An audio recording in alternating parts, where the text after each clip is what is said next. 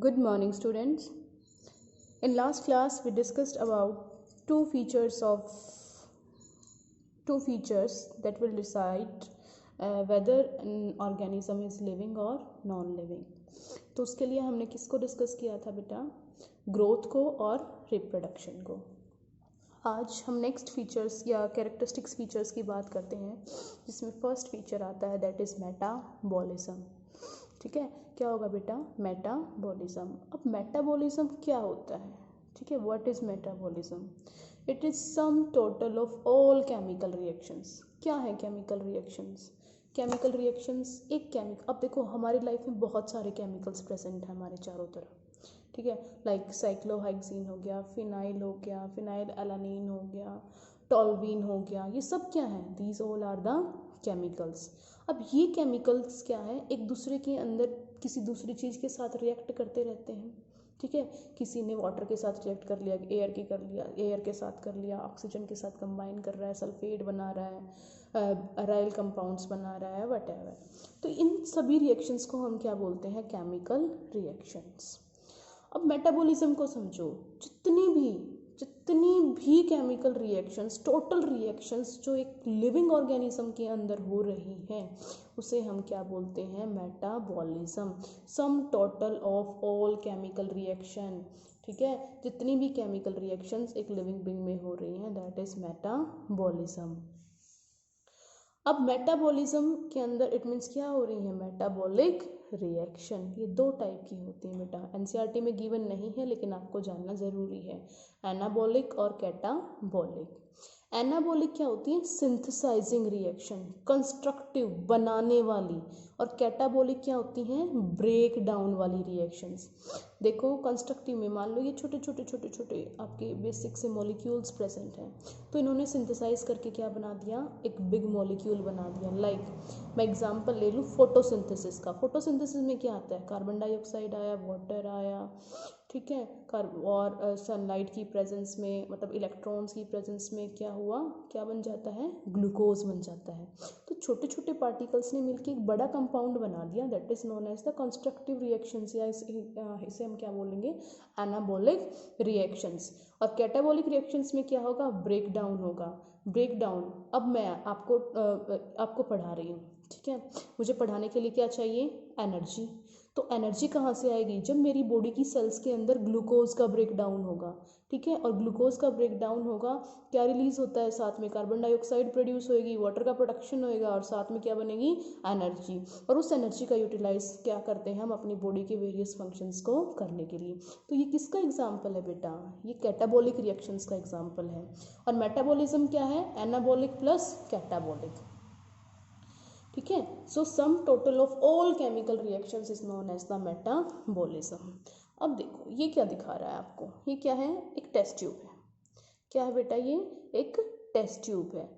Isolated metabolic reactions. Isolated metabolic reactions का meaning क्या होता है? कि हम कुछ मेटाबॉलिक रिएक्शंस को आइसोलेट कर रहे हैं, उनको हमने अलग से निकाल दिया, और किसी एक लिविंग ऑर्गेनिज्म को छोड़ के हम किसी और चीज़ में उसको परफॉर्म करवा रहे हैं, देन वर्ड यूज़ किया जाएगा isolated metabolic reaction.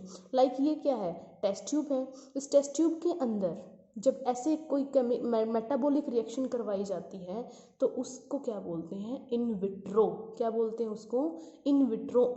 Vitro word का मीनिंग होता है ग्लास. क्या मीनिंग होता है विट्रो वर्ड का? ग्लास. Inside the glass. जब कोई केमिकल रिएक्शन हो रही है, किसी टेस्ट ट्यूब के अंदर हो रही है, उसको हम क्या बोलते हैं? In vitro. अब देखो, अब ये जो इन विट्रो मेटाबॉलिक रिएक्शंस हैं, they are not living things. वो लिविंग थिंग नहीं है, क्योंकि वो किसी लिविंग ऑर्गेनिज्म के अंदर नहीं हो रही है, उसे हम बाहर टेस्ट ट्यूब में करवा रही हैं. They are not living things, लेकिन वो केमिकल रिएक्शन है. क्या है वो? They are chemical reaction. In vitro में जो इन विट्रो होंगी, मतलब जो एक टेस्ट ट्यूब के अंदर रिएक्शंस होंगी, वो किसी लिविंग थिंग्स के अंदर नहीं हो रही हैं, लेकिन वो केमिकल रिएक्शंस हैं. तो एनसीईआरटी में एक लाइन लिखी हुई है कि all in vitro all are living reactions but not living things. ठीक है, कि टेस्ट ट्यूब के अंदर जो रिएक्शन हो रही है ना, वो लिविंग रिएक्शंस है.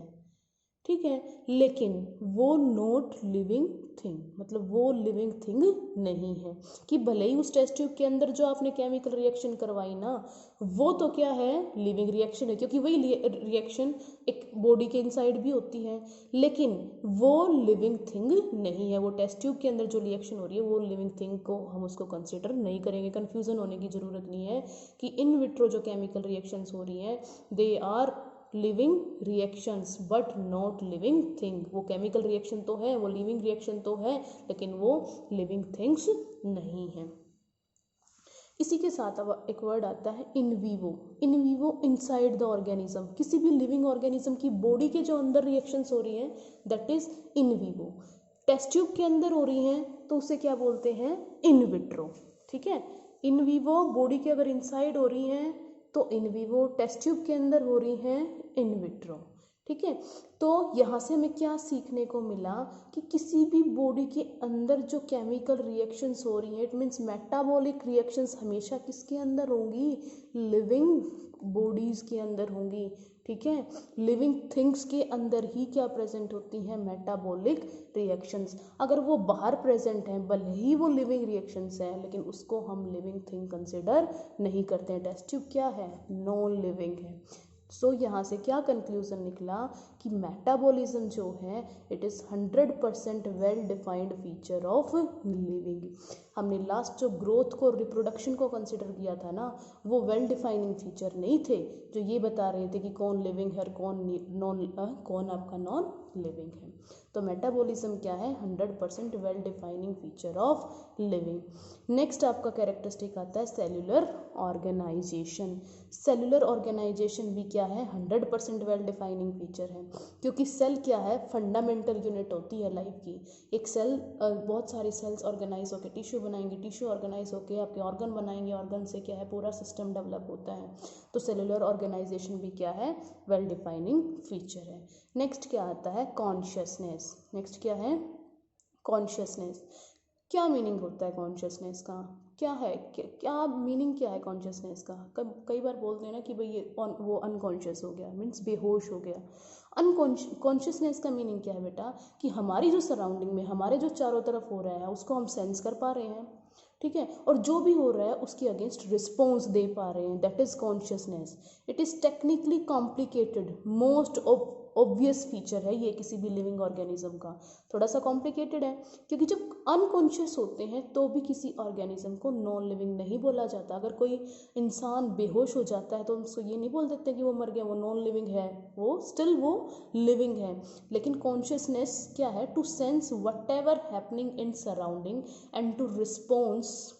ठीक है, कि आपकी सराउंडिंग में जो भी हो रहा है उसके लिए आप क्या रिस्पॉन्स जनरेट कर रहे हो, दैट इज कॉन्शियसनेस। अब यहाँ पे क्या है, कोई स्टिमुलस आया, स्टिमुलस ही क्या है, हमारी जो सराउंडिंग में हो रहा है वो स्टिमुलस है हमारे लिए। उस स्टिमुलस के लिए हमने क्या जनरेट किया, रिस्पॉन्स। और वो स्टिमुलस केमिकल भी हो सकते हैं और बायोलॉजिकल भी हो सकते हैं। अब हम बात करते हैं क्या सभी लिविंग ऑर्गेनिज्म कॉन्शियसनेस को फॉलो करते हैं। यस, ये भी 100% डिफाइनिंग फीचर है। प्लांट भी करते हैं, एग्जाम्पल ले लूँ अगर मैं, क्या है, प्लांट भी क्या है, कॉन्शियस हैं, टेम्परेचर को सेंस करते हैं, लाइट को सेंस करते हैं, वाटर को, केमिकल्स को सेंस करते हैं। अगर मैं बात करूँ फोटो पीरियड की, फोटो पीरियड होता है एक पर्टिकुलर टाइम के लिए जो लाइट मिलती है हमें एक दिन के अंदर, दैट इज़ फोटो पीरियड। तो वो भी रिप्रोडक्शन को अफेक्ट करता है सीजनल ब्रीडर्स में। सीजनल ब्रीडर कौन से होते हैं बेटा, जो किसी पार्टिकुलर सीजन में ही ब्रीडिंग करते हैं, रिप्रोडक्शन करते हैं।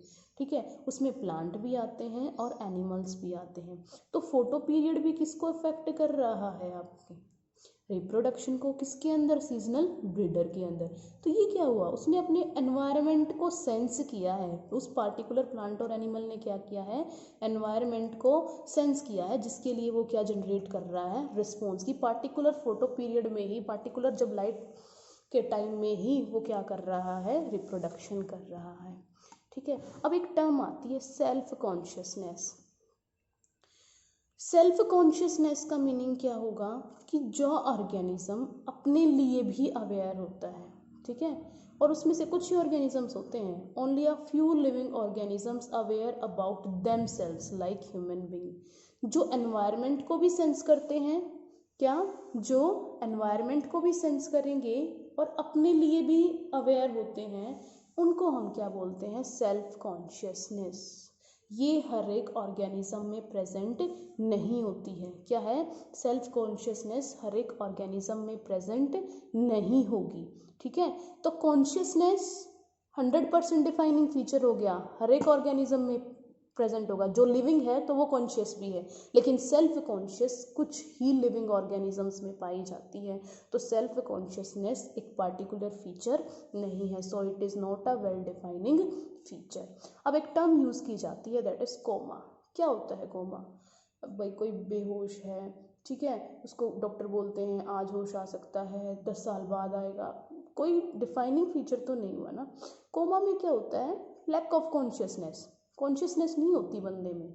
ठीक है, उसकी बॉडी के बाकी सभी पार्ट काम कर रहे हैं, उसका हार्ट काम कर रहा है, ठीक है, उसकी बॉडी के अंदर सारे केमिकल रिएक्शंस हो रही है, मेटाबॉलिज्म हो रहा है, इसीलिए हम उसको क्या बोलते हैं, लिविंग। जो बंदा कोमा में होता है उसको डेड तो नहीं कंसिडर किया जाता ना। कोमा वाले बंदे का क्या प्रॉब्लम है, लैक ऑफ कॉन्शियसनेस, उसका ब्रेन डेड है, ब्रेन फंक्शन नहीं कर रहा, ब्रेन सिग्नल नहीं दे पा रहा, रिस्पॉन्स नहीं जनरेट कर पा रहा है, इसीलिए उसकी क्या टर्म यूज़ की जाती है, कोमा। सो कॉन्शियसनेस एक 100% डिफाइनिंग फीचर है और सेल्फ कॉन्शियसनेस नहीं है। अब क्या बात आती है बेटा, ये कुछ टर्म्स हैं, दैट इज अंडरलाइंग इंटरेक्शंस। ठीक है, underlying interactions will give rise to emergent properties. क्या मतलब हुआ इसका? इसका मीनिंग ये है कि मान लो इस एग्जाम्पल से समझते, कुछ सेल थी, सेल ने इकट्ठा होकर क्या बनाया, टिश्यू, टिश्यू कुछ ज्वाइन होकर क्या बनाएंगे, ऑर्गन, जो कुछ पार्टिकुलर फंक्शन कर पाएगा। अब उस टिश्यू के पास कौन सी प्रॉपर्टी आएंगी, जो सेल ने उसे प्रोवाइड की है।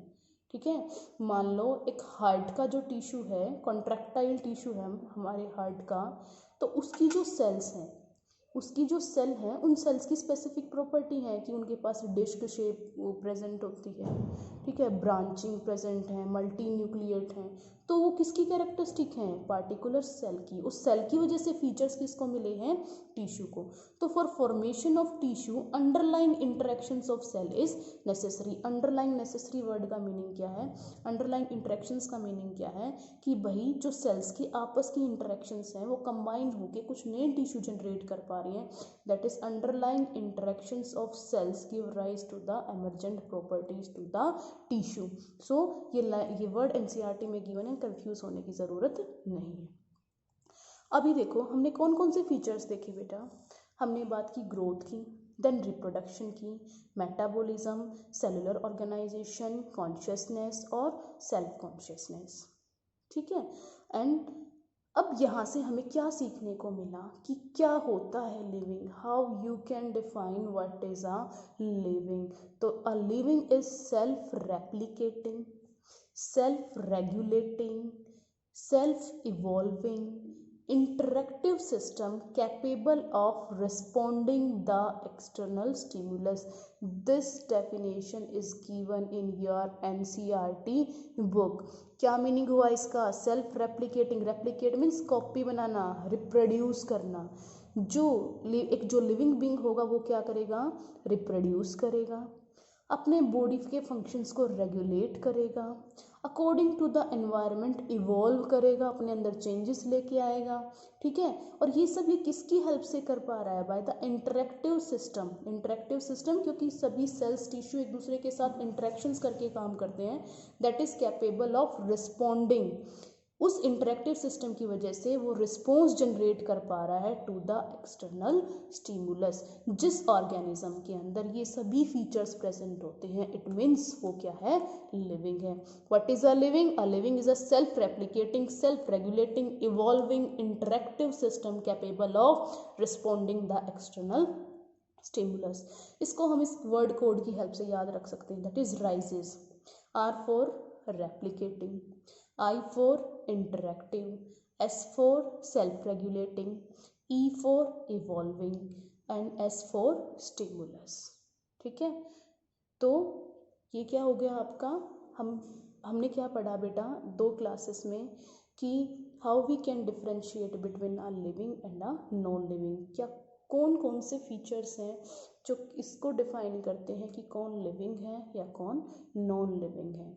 In next classes we will discuss about binomial, nomenclature or further classification. Thank you. Have a nice day.